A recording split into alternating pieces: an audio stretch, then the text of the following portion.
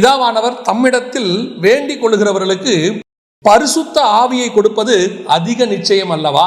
லூக்கா எழுதின சுவிசேஷம் 11ஆம் அதிகாரம் 13வது வசனத்தில் இருக்கு. அப்ப கேளுங்கள் கொடுக்கப்படும் அப்படின்னது எதற்காக அப்படின்னா பரிசுத்த ஆவிக்காக. ஏன் அப்படின்னு கேட்டீங்கன்னு சொன்னா, அதுக்கு முன்னாடி 2000 வருஷமா பரிசுத்தவான்கள், பழைய ஏற்பாட்டு பரிசுத்தவான்கள், நீதிமான்கள் அத்தனை பேர் இருந்தாலும், அவர்கள் தேவ ஆவியை பெற்றிருந்தாலும் அந்த பரிசுத்த ஆவியானவர் அவர்களுக்குள்ள தங்கி வாசம் பண்ணவில்லை, அவர்களை சகல சத்தியத்துக்குள்ள நடத்தவில்லை. காரணம், இயேசு கிறிஸ்துவினுடைய அந்த வெளிப்பாடு வந்தாதான் பரிசுத்த ஆவி வர முடியும். ஏன்னா இயேசுங்கிற நாமமே அவங்களுக்கு கிடையாது. அதனாலதான் வசனம் சொல்லுது, அவர்கள் நம்மை அல்லாமல் பூர்ணராகாதபடிக்கு விசேஷித்த நன்மையான ஈவை நமக்கு ஆண்டவர் வச்சிருந்தார். நன்மையானது ஒன்றை நமக்கு ஆண்டவர் வச்சிருந்தார். எது? இந்த பரிசுத்த ஆவியானவர். எதை கேட்கணும்? வசனம் தெளிவா சொல்லுது, நீங்கள் பரிசுத்த ஆவியை கேட்டால் பிதா கொடுப்பது அதிக நிச்சயம் அல்லவா? அப்ப அதுக்கு முன்னாடி உள்ளவங்க எல்லாம் என்ன கேட்டாங்க? ஆபிரகாம்ல இருந்து எல்லாருமே என்னதான் கேட்டாங்க? நீங்க நல்லா எடுத்துக்கொண்டு பாருங்க. ஆபிரகாம் தனக்கு பிள்ளை இல்லையே அப்படின்னு சொல்லி கேட்டார். அப்புறம் இந்த தேசத்தை நான் எதனால் சுதந்திரத்துக் கொள்ளுவேன் அப்படின்னு கேட்டார். அதுக்கப்புறம் ஈசாக்கு துறவை தோண்டும் போது அவர் வேண்டிக் கொண்டார், துறவை பத்தி பேசுறார். யாக்கோபு மீண்டும் இந்த தேசத்துக்கு என்னை கொண்டு வந்தால் அவர் அதை பத்தி தான் பேசுறார். நீங்க எல்லாத்தையும் பாருங்க, இந்த பூமிக்கு ஒரு பத்தி பேசுவாங்க. இவங்க எல்லாருமே ஒரு பீரியட், ஒரு காலகட்டத்துக்கு பிறகு கூட எபிரேயர் 11 நம்ம வாசிக்கிறோம். எதை பத்தி வாசிக்கிறோம்? அவர்கள் தெளிவா வசனம் சொல்றது, இதையெல்லாம் இதிலும் மேன்மையான பரமதேசத்தை அவர்கள் விரும்பினார்கள். ஆனா பரிசுத்த ஆவியில நிறைஞ்சு அந்த பரிசுத்த ஆவியை கேட்டு, இந்த பரிசுத்த ஆவியை பழைய ஏற்பாட்டில் கேட்ட ஒரு ஆள் யாரு அப்படின்னா தாவீது மட்டும்தான். இந்த தாவீது அந்த பரிசுத்த ஆவியை இழந்து போக விரும்பல. இப்ப சிம்சோனுக்கு ஆவியானவர் வந்துட்டு போறாரு, அவருக்கு அது ஒரு பெரிய விஷயமா தரல. இப்போ தானியலா இருக்கட்டும், யோசேப்பா இருக்கட்டும், அவங்க வெளிப்பாடுகளை கொடுக்குறாங்க. அந்த சொப்பனத்துக்கு வெளிப்பாடுகள் கொடுக்கும்போது தேவ ஆவியை பெற்ற மனுஷன் அவங்க பேர் வாங்குறாங்க. ஆனா இந்த பரிசுத்த ஆவி தங்கி, இப்போ எசேக்கியேல் எடுத்துக்கொள்ளுங்களேன், வசனம் தெளிவா சொல்லுது, ஆவியானவர் என்னை தலைமயிரை பிடித்து கொண்டு போனார்னு இருக்கு. இப்போ இதெல்லாம் நடக்கிற காலத்துல இந்த பரிசுத்த ஆவி உங்களுக்கும் எனக்கும் கூடவே வந்து வாசம் பண்ணணும். அவங்களுக்கெல்லாம் வந்துட்டு போவார், ஆனா நமக்கு கூடவே இருப்பார். ஏன்? இந்த பரிசுத்த ஆவியானவர் தான் நமக்கு இருக்கிறதுலயே பலன். பலத்தினாலும் அல்ல, பராக்கிரமத்தினாலும் அல்ல, தேவ ஆவியினாலே ஆகும். இந்த ஆவியானவர் தான் இந்த பூமியை கடந்து பரலோகத்துக்கு போறதற்கான மிகப்பெரிய பலன். நீங்க எப்படி காசு இருந்தால் உங்களுக்கு ஒரு பலன் வருதோ, எப்படி சரீரத்தில் ஒரு பலன் இருந்தால் உங்களுக்கு நீங்க ஒரு வேலைகளை எல்லாம் தைரியமா செய்றீங்களோ, கூட 4 மனுஷன் இருந்தால் ஒரு பலன் வருதோ உங்களுக்கு, அது எல்லாத்தையும் தாண்டி பரிசுத்த ஆவி இருந்தா உங்களுக்கு ஒரு பலன் வரும். எந்த பலன் வரும்? இப்போ பணம் இருந்தா நமக்கு ஏதாவது பொருள் வாங்க போறோம், எதிர்காலத்தை பத்தினதான ஒரு சின்ன தைரியம் கண்டிப்பா இருக்கும். பேங்க் பேலன்ஸ் இருந்துச்சுன்னா பரவாயில்ல, சமாளிச்சுக்கலாம், வரட்டும், என்ன வந்தாலும் வாங்கிக்கலாம் அப்படின்னு ஒரு தைரியம் இருக்கும். சரீரத்தில் ஒரு பலன் இருக்குன்னு வச்சுக்கோங்களேன், உங்களுக்கு ஒரு தைரியம் இருக்கும், வரட்டும், யார் வந்தாலும் பார்த்துக்கலாம், என்ன வந்தாலும் செஞ்சுக்கலாம் அப்படிங்கிற ஒரு தைரியம் இருக்கும். ஒரு 10 பேர் கூட இருக்கிறாங்கன்னு வச்சுக்கோங்களேன், அது ஒரு வகையான பலன். சொந்தக்காரங்களாம் கூட இருக்கிறாங்கன்னா எனக்கு என்னங்க, என் குடும்பம் என் பின்னாடி இருக்குது, இதெல்லாம் ஒரு பலன். ஒரு பதவி இருக்குன்னு வச்சுக்கோங்க, அது ஒரு பலன். எங்கிட்ட போஸ்டிங் இருக்கு. இப்ப பாருங்க, நம்மளாம் காவலர்களை பார்த்த உடனே நமக்கு ஒரு பயம் வருது, அந்த போஸ்டிங், இதெல்லாம் இருக்குல்ல, இதெல்லாம் பூமிக்குரியதான பலன். பலத்தினாலும் அல்ல, பராக்கிரமத்திலும் அல்ல, தேவ ஆவியினாலும். இப்ப பரிசுத்தாவி வந்தா என்ன பலன் வரும் தெரியுமா? இந்த பரிசுத்தாவி வந்த உடனே எனக்குள்ள ஒரு கான்பிடென்ட் வரும், நான் கண்டிப்பாக பரலோகத்துக்கு போவேன், நிச்சயமாக இந்த பூமியை நான் ஜெயிப்பேன், நிச்சயமாக பரலோகத்தில் என் தேவனோடு கூட இருப்பேன். இந்த பலன் வரணும், அதுதான் பரிசுத்தாவி நமக்கு கிடைக்கும். அதனாலதான் வசனம் சொல்லுது, பிதா கொடுப்பது அதிக நிச்சயம். நீ கேட்டு பாருங்க, நான் அந்த பரிசுத்தாவியானவரை பத்தி நான் பெற்றுக்கொண்ட காலத்துல, அதாவது கிட்டத்தட்ட ஒரு 25-28 வருஷத்துக்கு முன்னாடி சொல்றேன். பரிசுத்தாவியை பெறும்போது எனக்கு சொல்லுவாங்க, நமக்கு முன்னாடி உள்ள பரிசுத்தவான்கள்லாம் 100 வருஷத்துக்கு முன்னாடி உள்ள போதுதான் இந்த பரிசுத்தாவியை பெற்றதுக்கு வருஷ கணக்கில் காத்திருந்தாங்களாம். காத்திருந்து அழுது உபாசித்து பெற்றுக்கொண்டாங்களாம். நீங்க சீஷர்ல எடுத்துக்கொள்ளுங்க, 3 வருஷம் இயேசுவோட இருந்தாங்க, பரிசுத்தாவியை பெற்றுக்கொள்ளல. அப்புறம் 40 நாள் காத்திருக்கிறாங்க, அப்பதான் பரிசுத்தாவி வந்து இறங்குறாரு. ஆனா உங்களுக்கும் எனக்கும் மாம்சமான யாவர் மேல ஊற்றுவேன் கடைசி காலத்துல சொல்லி நாமெல்லாம் சில நேரத்தில் ஜெபிக்கும் போதே இறங்கினார், ஆராதனையில இறங்குறாரு. அப்போ இப்போ பரிசுத்தாவியானவர் நமக்குள்ள வர்ற காலம் அதிக நிச்சயமா வர்ற காலம். இப்ப கேட்ட உடனே கிடைக்கிற காலம். நிறைய பேர் பரிசுத்தாவியை பெற்றுக்கொள்ளாம இருக்கிறாங்க. பரிசுத்தாவியை பெற்றுக்கொள்ளாம இருக்கும்போது அவங்க என்ன காரணம் சொல்றாங்க? நான் இன்னும் கொஞ்சம் பாவத்துல இருக்கிறேங்க, இன்னும் கொஞ்சம் பலவீனத்துல இருக்கிறேங்க, அந்த பலவீனம்லாம் போய் நான் பாவத்தை விட்டுட்டு வந்து நான் இருக்கிறேன். இல்லைங்க, இந்த பரிசுத்த ஆவியானவரே எதுக்கு தெரியுமா? நீங்க விட முடியாத பாவத்தை உங்களுக்கு விட வைக்கிறதுக்கு தான் அவரே வராரு. நிறைய பேருக்கு அது தெரிய மாட்டேங்குது. என்னது பரிசுத்தாவி நான் பாவம் செய்யறதுனால அவர் வரமாட்டார், இல்ல, அவர் பாவத்துல இருந்து உங்களை விடுதலை ஆக்கிறதுக்கு தான் வராரு. அவரே விடுதலையின் ஆவியானவர். அவர் வந்து இந்த காலை வேளையிலே உங்கள் பாவங்களை எல்லாம் விடுதலையாக்குவார். அடுத்து நீதியை சொல்லிக் கொடுப்பார். இந்த பைபிளில் உள்ளதானே பிரமாணங்கள், நீதி, நியாயம் எல்லாத்தையும் நமக்கு சொல்லிக் கொடுப்பாரு. இந்த பரிசுத்த ஆவியானவர் வரும்போது சகல சத்தியம், இந்த வேதத்தில் உள்ள மகத்துவம், மறைபொருள், வேதத்துக்குள்ள ரகசியம், இது எல்லாத்தையும் நமக்கு சொல்லிக் கொடுப்பாரு. நான் சொல்வேன், இந்த ஆவியில நிறைஞ்சு நீங்க பைபிள் படிக்கும் போது வெளிப்பாடு கிடைக்கும் பாருங்க, அதுக்கு ஈக்குவலா வேற ஒண்ணுமே இருக்காது. காலையில நல்ல ஜெபம் பண்ணிட்டு, நல்ல ஆவியில நிறைஞ்சு நல்ல ஜெபம் பண்ணிட்டு நீங்க வேதத்தை வாசிச்சு பாருங்க, இந்த வசனத்தினுடைய இன்னொரு டைமென்ஷன் உங்களுக்கு கிடைக்கும். இப்ப பாருங்க, இதே வசனத்துல கேளுங்கள் அப்பொழுது உங்களுக்கு தரப்படுங்கிறது நம்ம பணமோ பொருளோ ஆஸ்தியோ சம்பத்தியோ வீடோ வாசனோ நினைச்சிட்டு இருக்கிறோம். ஆனா லூக்கா சொல்லுது இல்ல அது பரிசுத்தாவியை பத்தி. ஏன்? பரிசுத்தாவி வரும்போது இந்த வீடு வாசல் இதெல்லாம் உன் மாம்சத்துல பெற முடியும், ஆனா ஆவியில பெறக்கூடியது ஒண்ணு இருக்கு. எது? அதுதான் பரலோகம். பரலோகத்துல உங்கள் கண்கள் காணவும் இல்லை, காதுகள் கேட்கவும் இல்லை, உங்கள் பிதா உங்களுக்கு ஆயத்தம் பண்ணி வைத்தவைகளை அதை நீங்கள் பெற்றுக்கொள்ள வேண்டும் என்றால் பரிசுத்த ஆவியானவர் வந்தாதான் அந்த நிச்சயமே வரும். அதனாலதான் ஒருவன் ஜலத்தினாலும் ஆவியினாலும் பெறவாவிடில் பரலோக ராஜ்யத்தில் பிரவேசிக்க முடியாது. ஏன்? அந்த நிச்சயமே அங்கதான் இருக்கு. அந்த பரிசுத்த ஆவியை நீங்கள் பெற்றுக்கொண்டால் மட்டுமே பரலோக ராஜ்யத்துக்குள் பிரவேசிக்க முடியும். ஸோ இந்த பரிசுத்த ஆவியானவர் வரும்போது உங்களுக்கு அந்த நீதியை சொல்லிக் கொடுப்பார். எப்படி போகணும், என்ன செய்யணும், எப்படி நம்ம இந்த பூமியில பிதாவை நம்ம எப்படி கனப்படுத்தணும், பரலோகத்துக்கு போகிறதுக்கு என்ன செய்யணும், இதெல்லாம் நமக்கு சொல்லிக் கொடுப்பார். அதை விட மிக முக்கியமானது இன்னொன்று என்ன தெரியுமா? நியாய தீர்ப்பு. இந்த நியாய தீர்ப்பை பற்றி நமக்கு ஒரு உணர்வு கொடுப்பார். இந்த நியாய தீர்ப்பை பற்றின உணர்வு எதுக்கு அப்படின்னு கேட்டிங்கன்னா, நிறைய பேர் பயமுறுத்துறதுக்கு அப்படின்னு நினச்சிக்கிறாங்க.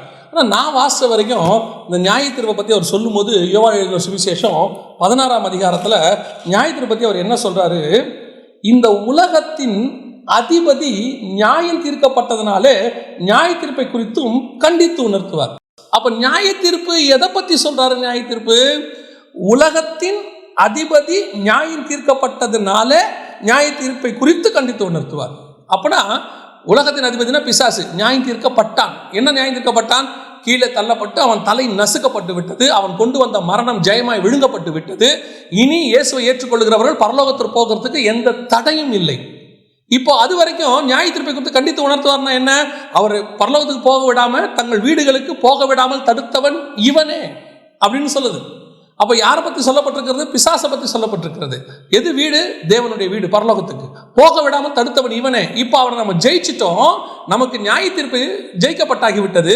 அதனாலதான் சபையை பார்த்து ஆண்டவர் சொல்றாரு, மீட்கப்படுகிற சபையை பார்த்து ஆண்டவர் சொல்லக்கூடிய ஒரு வார்த்தை வெளிப்படுத்தின விசேஷம் 2ஆம் அதிகாரம் 11ஆம் வசனம். ஆவியானவர் சபைகளுக்கு சொல்லுகிறதை காதுள்ளவன் கேட்க கடவன்.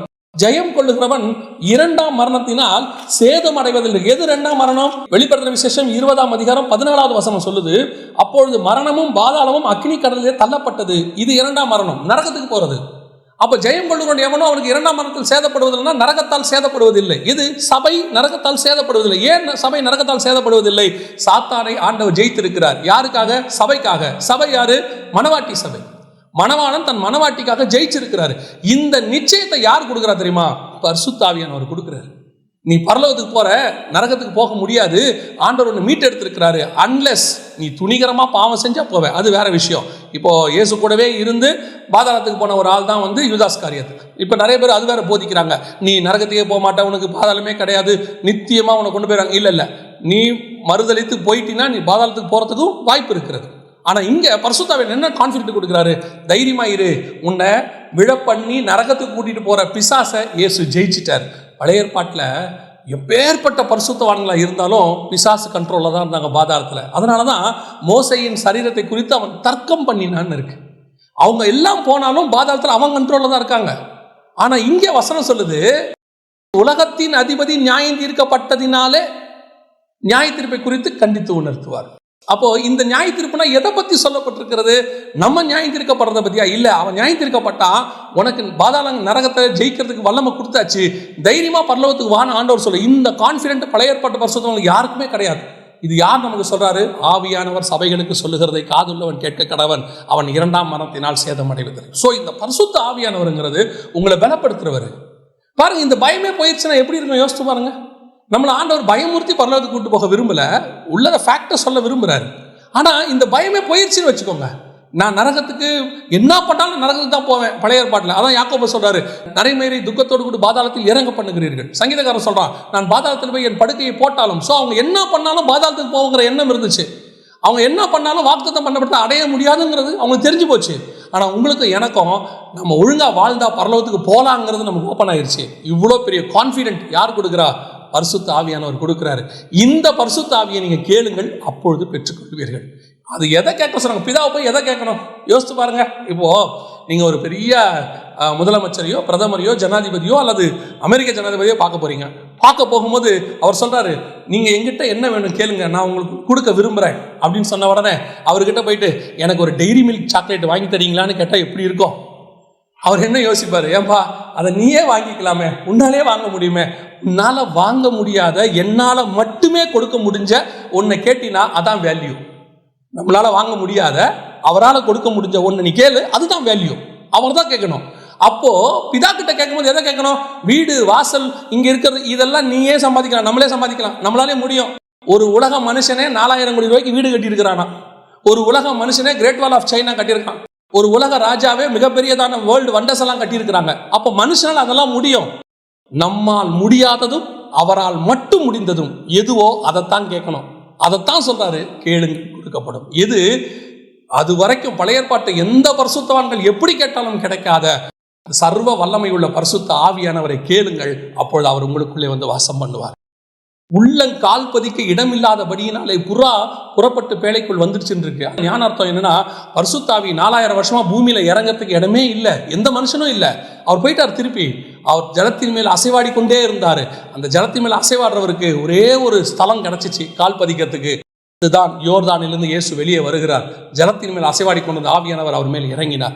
இப்போ இந்த இயேசு கிறிஸ்துவின் வழியாக உங்களுக்கும் எனக்கும் பரிசுத்த ஆவியானவர் நமக்குள்ளே வருவதற்கு வாய்ப்பு கிடைச்சிருக்கு.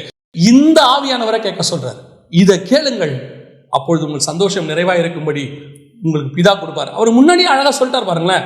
பொல்லாதலாகிய நீங்கள் அப்போ தேளு மீன் இதெல்லாம் கொடுப்பீங்க, நான் பரிசுத்த ஆவியை கொடுப்பேன்.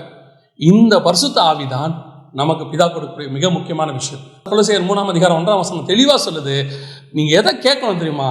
பிதாவின் வலது பார்சத்தில் இருக்கிற மேலானவைகளையே நாடுங்கள், அதை கேளுங்க. அதை காலை வேளையில் ஆண்டவர்கிட்ட அந்த மாதிரி காரியங்களை கேளுங்க, மேன்மையானதை கேளுங்க. நான் திருப்பி ஒரே ஒரு விஷயத்தை மட்டும் சொல்லிட்டு நான் உங்களுக்கு இன்னைக்கு காலையில் பரிசுத்த ஆவிக்காக நான் ஜெபம் பண்ணி முடிக்க போகிறோம். என்ன தெரியுமா? நான் சொன்னது தான் திருப்பியும் சொல்கிறேன். இந்த லைனை மனசில் வச்சுக்கோங்க. இதை மனசில் வச்சுக்கிட்டு ஆண்டவர்கிட்ட பேசுங்க, கேளுங்க. என்ன தெரியுமா? உங்களால் வாங்க முடியாததும் வேற யாராலையும் கொடுக்க முடியாததையும் ஆண்டவர்கிட்ட கேட்கணும். நம்மளால் வாங்க முடிஞ்சதையும் ஆண்டவர்கிட்ட கேட்கக்கூடாது, வேற மனுஷனால் கொடுக்க முடிஞ்சதையும் ஆண்டவர்கிட்ட கேட்கக்கூடாது. நான் கேட்கறது எது தெரியுமா? ஆண்டவரே, என்னால் என்ன பண்ணாலும் அதை வாங்க முடியாது. ஆண்டவரே, வேற எந்த மனுஷனாலையும் அது கொடுக்க முடியாது. இயேசு சொல்றாரு, ஒருவரும் கொடுக்க கூடாததும் எடுக்கக்கூடாததுமான சந்தோஷத்தையும் சமாதானத்தையும் நான் உங்களுக்கு, அதை கேட்கணும். அதான் கேட்கணும். பரலோகம் எந்த மனுஷனாலும் கொடுக்க முடியாது. நித்திய ஜீவன் வேற யாராலையும் கொடுக்க முடியாது. வலது பார்சத்துல இடம் வேற யாராலையும் கொடுக்கவே முடியாது. அதெல்லாம் கேட்கணும். அதை கேளுங்க. இதுக்கெல்லாம் மூல ஆதாரமா இருக்கிற பரிசுத்த ஆவியானவரை கேளுங்க. அவர் வந்துட்டார்னா இதெல்லாம் உங்களுக்கு கூட கொடுக்கப்படும். எபேசியர் 4:30 சொல்லுது, மீட்கப்படும் நாளுக்கென்று முத்திரையான பரிசுத்த ஆவி அவர் தான் உங்களை என்னையும் பரலோகத்தில் இந்த வருகையில மீட்டு கொண்டு போய் இவ்வளவு கிஃப்டையும் கொடுக்க போகிறவர். அதனால ஒவ்வொரு நாளும் சங்கீதக்காரன் சொல்றது போல, உங்களுடைய ஆவியை என்னை விட்டு எடுக்காதுங்க, உங்கள் ஆவியை நான் துக்கப்படுத்தாமல் பார்த்துக்குங்க. ஒவ்வொரு நாளும் இந்த ஆவியானவரை நான் சந்தோஷப்படுத்தணும். ஒவ்வொரு நாளும் சகல சத்தியத்துக்குள்ளும் அவர் எனக்கு வெளிப்பாடுகள் கொடுக்கணும். இப்படி கேளுங்க. இந்த ஜெபம் பிதாவுக்கு உகந்த ஜெபம். நம்ம ஜெபம் பண்ணுவோமா? சர்வ வல்லமையுள்ள எங்கள் தகப்பனே, இந்த கால வேளையில ஆண்டவரே, நாங்கள் இதுவரைக்கும் உலகத்தில் உள்ளவைகளை கேட்டது போதும் ஆண்டவரே. உலகத்தில் உள்ளதெல்லாம் வாங்க முடிஞ்சது, அதெல்லாம் அழிவுக்கு நேராது. காண்கிறவைகள் எல்லாம் அநித்தியமானவைகள். ஆண்டவரே, நாங்கள் காணாதவைகளை கேட்கிறோம், எங்களால் வாங்க முடியாததை கேட்கிறோம், மனுஷனால் கொடுக்க முடியாததை நாங்கள் கேட்கிறோம். உங்கள் பரிசுத்த ஆவி எங்களுக்கு தாங்கப்பா. அந்த பரிசுத்த ஆவினால் உண்டாக்குற சந்தோஷத்தை எங்களுக்கு தாங்கப்பா. அந்த பரிசுத்த ஆவினால் உண்டாகிற பலத்தை எங்களுக்கு தாங்கப்பா. அந்த பரிசுத்த ஆவினால் உண்டாகிற வெளிப்பாடுகளை எங்களுக்கு தாங்கப்பா. அந்த பரிசுத்த ஆவியானவர் நீர் எங்களுக்கு நியமித்தவைகளை எங்கள் கண்கள் திறக்க காண்பிப்பாரு, அதை நாங்கள் பெற்றுக்கொள்ளணும் ஆண்டவரே. அங்கே ஆவிக்குள்ளாக எங்களுக்கு சொல்லிக் கொடுங்கப்பா. ஆவிக்குள்ளாகும் போது எங்களுக்கு வானம் திறக்கிறத எங்களால் பார்க்க முடியுமே, அதை எங்களுக்கு தாங்கப்பா. கீழானவைகள் அல்ல, மேலானவைகளை நாட ஆண்டவரே எங்களுக்கு சொல்லிக் கொடுங்க ஆண்டவரே. நாங்கள் முதல்ல அதை கற்றுக்குறோம்ப்பா. இன்னும் நாங்கள் கீழானதை கேட்டு, அநித்தியமானவைகளை கேட்டு, அழிவுள்ளதுகளை கேட்டு ஆண்டவரே, நாங்கள் இன்னும் குறைவுள்ளவர்களாகவே காணப்படுறோமே. நாங்கள் ஒவ்வொருத்தரும் இங்கே ஜெபிக்கிற ஒவ்வொருத்தரும், பார்த்துக்கிட்டு இருக்கிற ஒவ்வொருத்தரும் கீழானவைகள் அல்ல, மேலானவைகளை நாடுகிறவர்களாக எங்களுக்கு நியமித்து வைத்திருக்கிற அந்த மகத்துவங்களை, ஒருவரும் ஒரு காலம் கொடுக்க முடியாததும் எடுக்க முடியாததுமான மகத்துவங்களை காண பார்க்க கர்த்தர் எங்களுக்கு கிருபை பாராட்டும். இந்த வேதத்தை வாசிக்கும் போது எங்களுக்கு ஆண்டவரே அந்த வேதத்துக்குள் ஆழத்தில் இருக்கிற பொக்கிஷங்களை, ஒளிப்பிடத்தின் பொக்கிஷங்களையும் ஆண்டவரே அந்தகாரத்தில் உள்ளதான புதையல்களையும் எடுத்து எங்களுக்கு கொடுங்கப்பா. ஆண்டவரே அவைகளை நாங்கள் உண்டு புசித்து ஆண்டவரே கர்த்தர் நல்லவர் என்பதை ருசிக்க எங்களுக்கு கிருபை பாராட்டும். ஆசீர்வதி, வழி நடத்தும். ஒவ்வொருத்தரும் நம்முடைய பரிசுத்த ஆவியானவர் மூடி இருப்பீராக. உச்சம் தலை முதல் உள்ள கால் வரைக்கும் இந்த காலை வேளையில பரிசுத்த ஆவியானவர் ஒவ்வொரு மேலும் இறங்கி வருவீராக. ஆண்டவரே வாஞ்சியம் தவணமுள்ள ஆத்துமாக்களை நிரப்புவேன் என்று சொன்ன எங்கள் ஆவியானவர் ஆண்டவரே இந்த காலை வேளையில ஒவ்வொருத்தரையும் நிரப்பும்படி நாங்கள் ஜெபிக்கிறோம். மகிமை மூடட்டும். ஆசீர்வதியும் இயேசுவின் நாமத்தில் பிதாவே.